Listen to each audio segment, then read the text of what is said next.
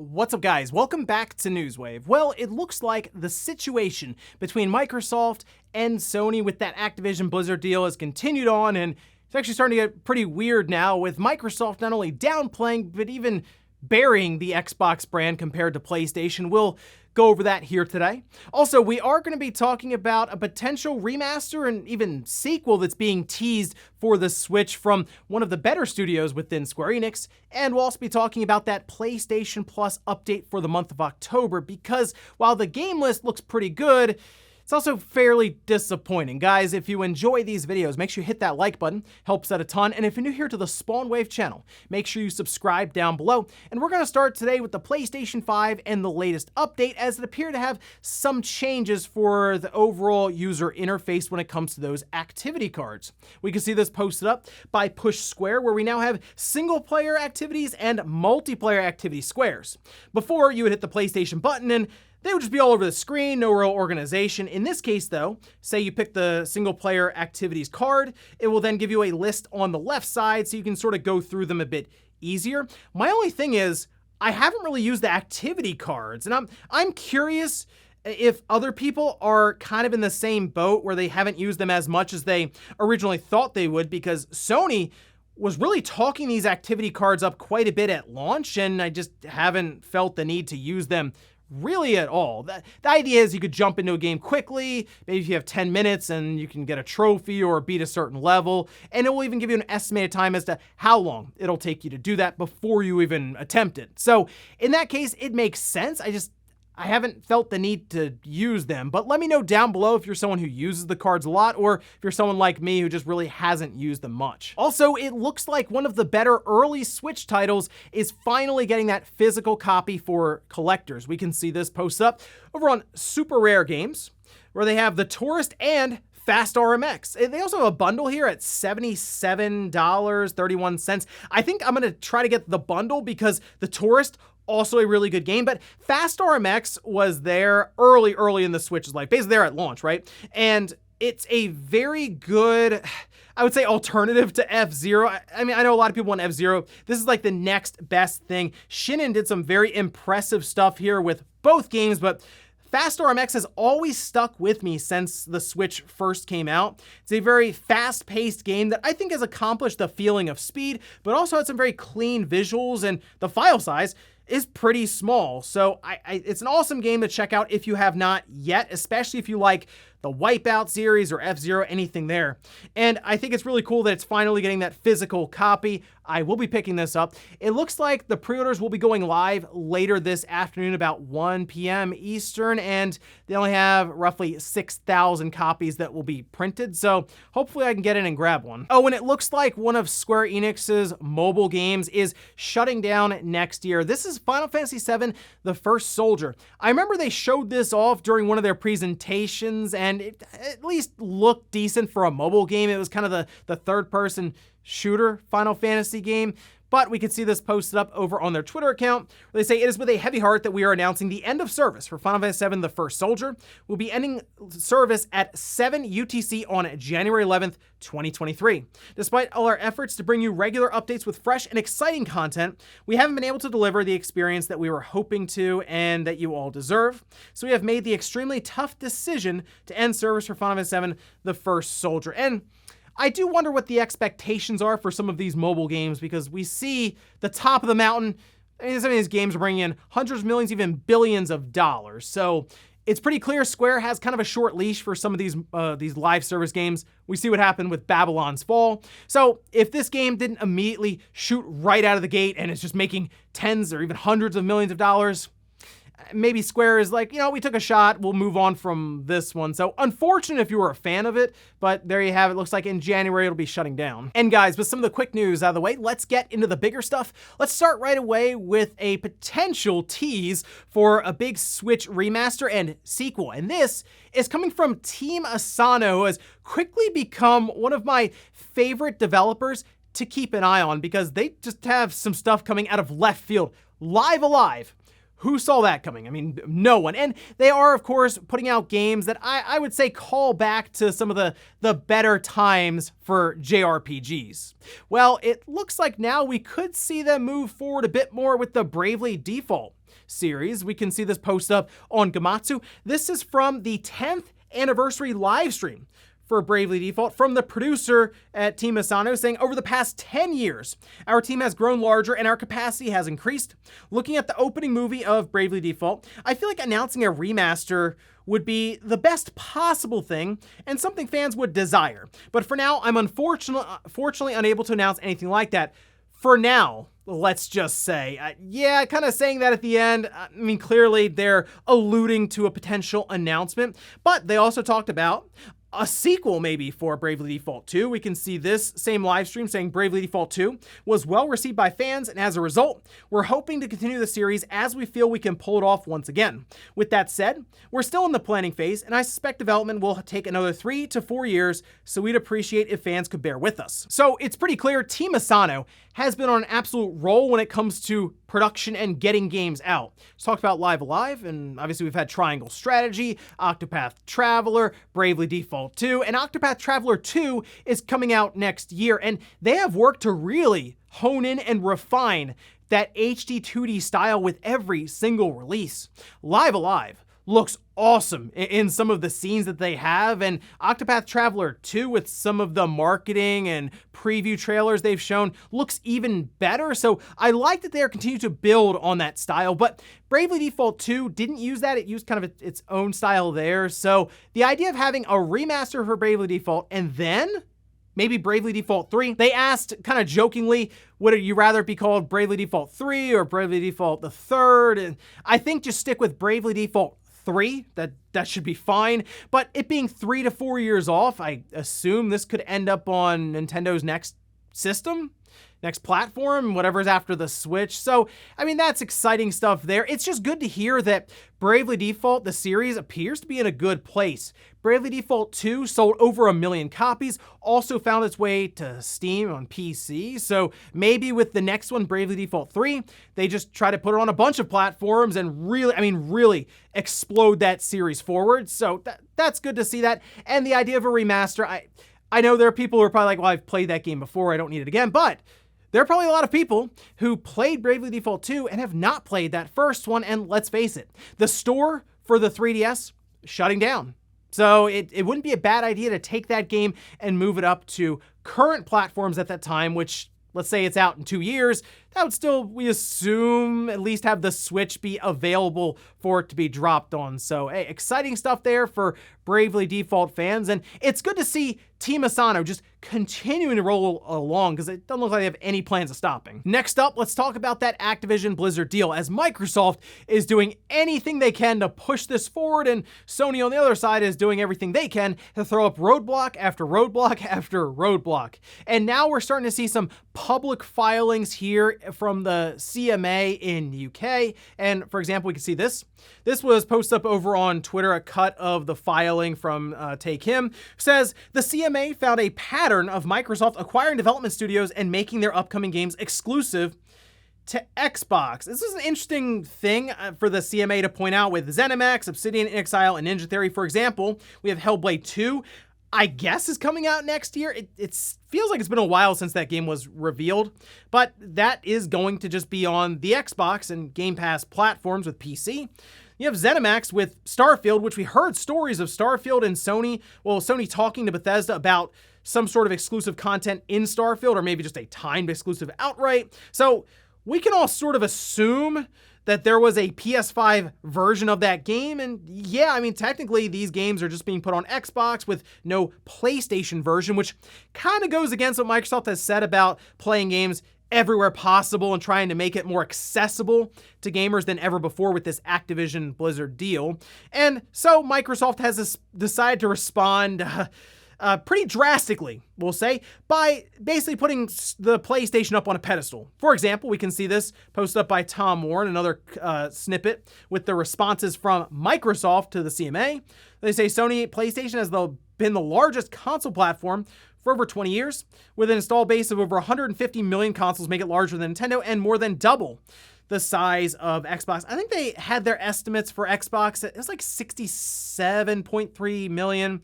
But if you take the PS4 and PS5 install size, you add them together, technically, yes, Sony has the largest install size when it comes to consoles outright. I mean, the Switch has sold a lot, but let's face it, the Wii U install size isn't really adding a lot. They also go on to say that the monthly active users essentially are critical to the overall logistics of Call of Duty coming out at its current quality level and certainly at its pace, as Microsoft would want to leave Call of Duty on the PlayStation. They've been arguing this for a little while now, that it doesn't make any business sense to remove Call of Duty from PlayStation, but I mean, who knows where we'll be in 7 or 8 years in the start of the next generation. They might see that as a great way to really push their next system and continue to push Game Pass forward. But the biggest thing that everyone's pointing out is at the bottom here, we see Microsoft really talk about Sony and a lot of their partnerships and abilities to put out game after game and also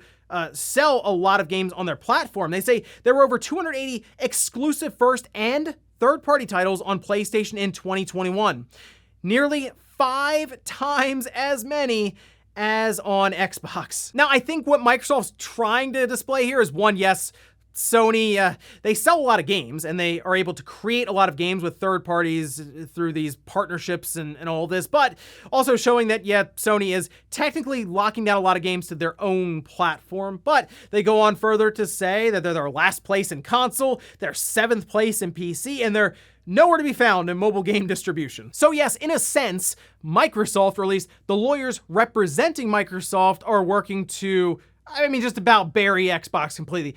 That's their strategy here, though, if you really think about it. And it's the logical one to do, is to continue pointing out Xbox's place when it comes to PlayStation, which has been, I mean, dominant in the overall console marketplace when it comes to gross revenue. And as they show, just the overall user base with their consoles exceeding 150 million, they have to make Xbox look as small and as much of a disadvantage as possible. So it's not a big deal to regulators that Microsoft's going to spend about $70 billion to acquire the largest gaming intellectual property right now with Call of Duty. And that's kind of the way I'm looking at this. While it is strange to see Microsoft basically downplay their own brand with Xbox, their own system, their own ecosystem, it's kind of the way it has to be for them to try to get this deal through. And it's just a lot of posturing back and forth between lawyers representing very large companies. I'm curious what the CMA is going to ask for, more or less, from Microsoft. And I assume something will be asked there,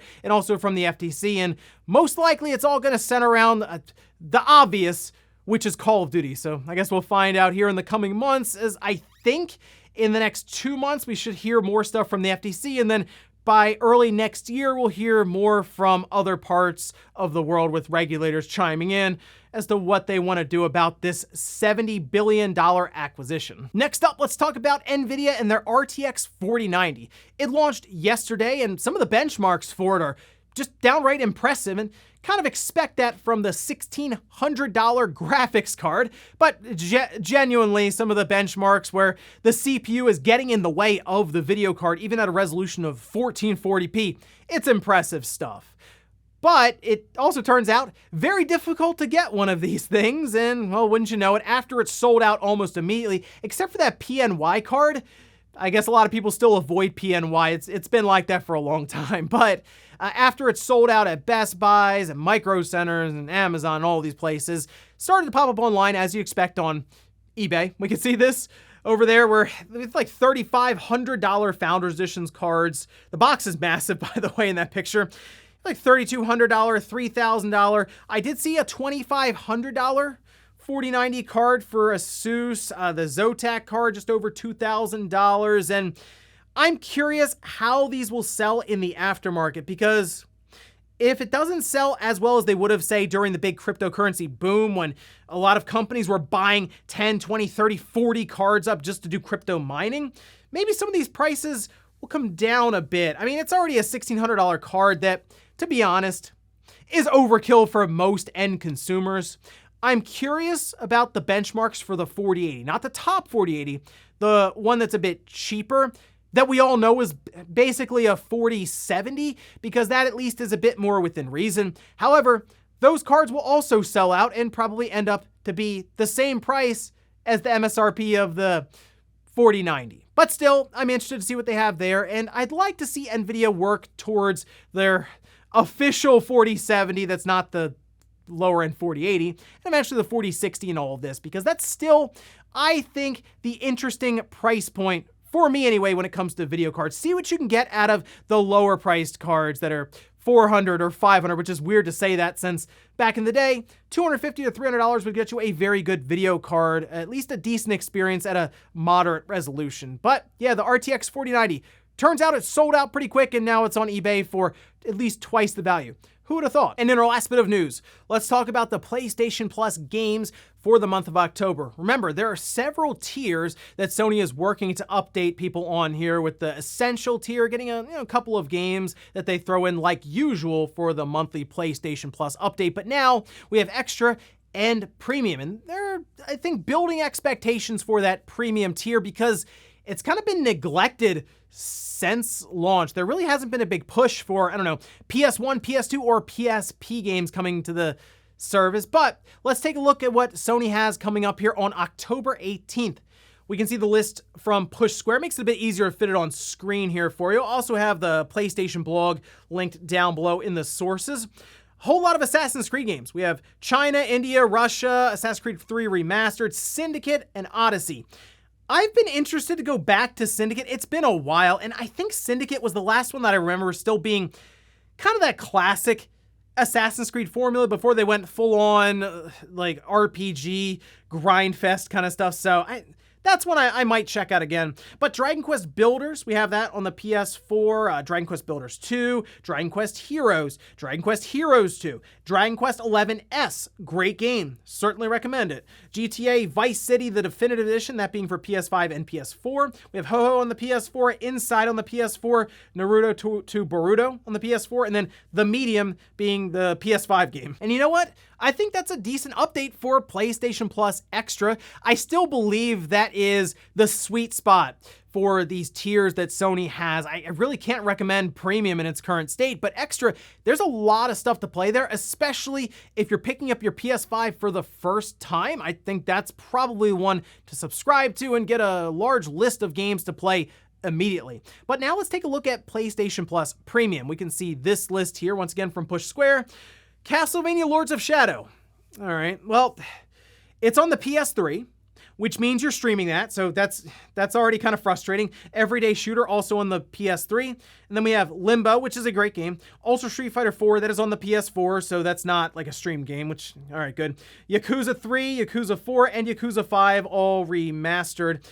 Yeah, that's kind of disappointing because I don't see any PS1, PS2, or PSP games, but there was some odd thing that happened here because as you can see here from VGC, the official PlayStation YouTube video says Ridge Racer 2 is coming to PlayStation Plus.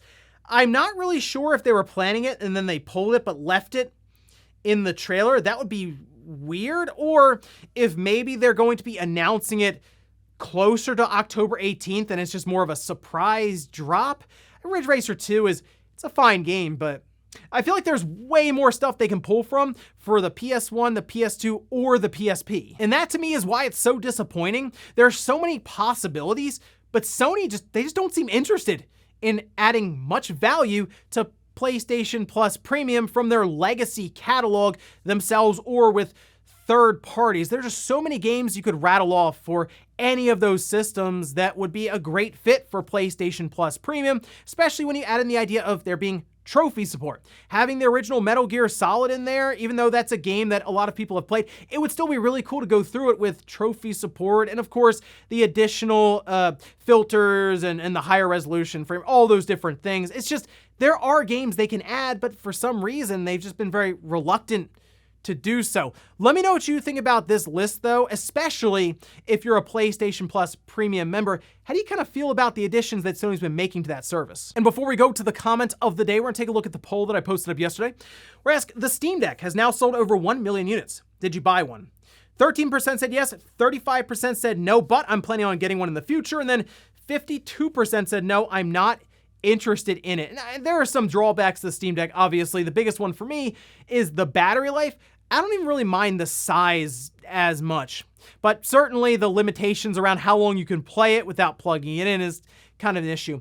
It is going to be something that Valve will be iterating on in its hardware line, and I think they're going to kind of treat this as a generational console device almost. It's a pretty compelling system when you think about it as an entry point into PC gaming for someone who doesn't want to deal with a pre-build or putting one together themselves. I think this is kind of cool. And the dock, which I just got in, is also an interesting device that I think I'll check out in a video at some point. But I'm curious how many people will be asking for one of these, maybe for Christmas coming up with the holidays, and if Valve is finally able to get these into stores like Best Buy now that they've caught up on production. And we'll finish up with the comment of the day, as you're seeing here. This is from William saying, the Splatoon 3 incidents remind me of the Wii U Miiverse situation. I couldn't quite believe it when Nintendo pulled the plug on Miiverse on the Wii U. The concept was really novel at the time for a Nintendo-themed social media-driven application, but alas, moderation on the platform was getting chaotic, to say the least. I think those kinds of apps would fare well on Nintendo platforms, perhaps with more involved moderation systems. I think Nintendo, it was an interesting time with Miiverse, right? And even SwapNote, but if you saw what happened to SwapNote, I feel like Nintendo saw the headlines for that. SwapNote was gone immediately. It was just out. And I kind of think Nintendo looks around, has that risk tolerance, within their company with the brand that they're trying to protect.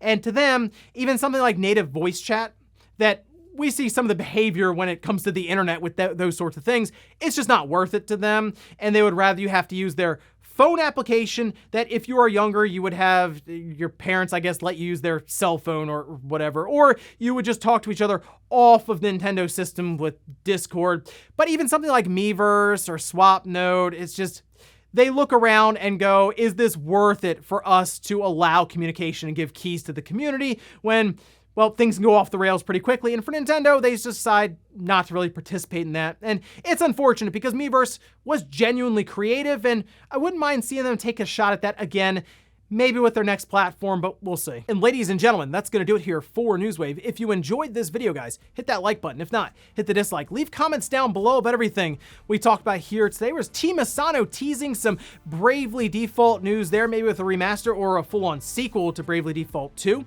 then also, what about Microsoft? I mean, basically burying the Xbox brand, trying to get this deal pushed through. And then the RTX 4090. Were you able to pick one up yesterday at retail? Thanks guys for watching, and I'll see you next time.